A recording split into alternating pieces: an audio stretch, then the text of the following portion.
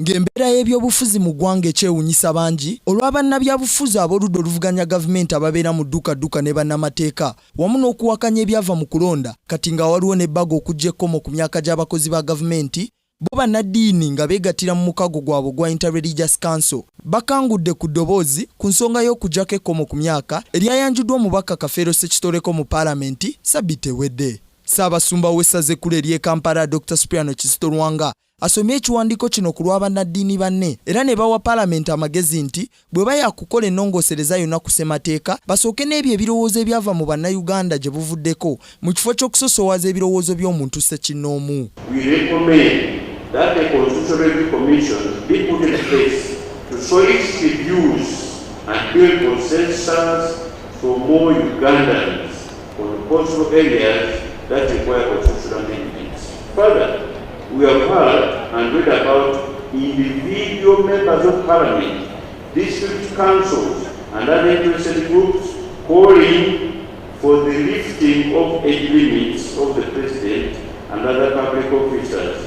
All these issues should be handled by the Constitutional Review Commission. Bannaddiini era bawadde amagezi nti wabeerewo enteeseganya ez'awamu okulaba ng'obumulumulu obw'ebyobufuzi obuliwo kati okuva akalulu k'obwa pulezidenti akaakomekerezebwa buggwawo. We strongly believe that democracy can only be nurtured through nothing else but dialogue.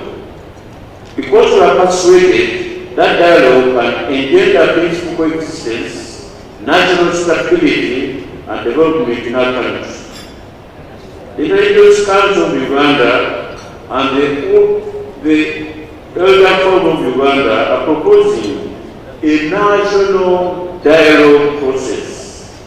The goal of the national dialogue aims at consolidating our national unity, peace, democracy and development in Uganda. Wabula ye Speaker Rebecca Litwala Kadaga abadde omugenyi omukulu ku mukolo guno aganye okubaako kyayogera ku nsonga y'ebbago ly'okuggyako ekkomo ku myaka gy'abakozi ba gavumenti ng'agamba nti ye talina kyalimanyiiko era tanalirabako. Informing is one thing, but if you want something done you bring a bill or a motion. I've not seen it.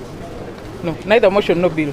Abakulembeze b'amaddiini ag'enjawulo basisinkanye olunaku lwa leero ku mukolo gw'okusabira ababaka ba Paalamenti ey'ekkumi wamu n'eggwanga okutwaliza awamu naye ekyewuunyisa ababaka omukolo guno tebagujumbidde. Stephen Tulyarugayo, Kingdom TV, amalindirire.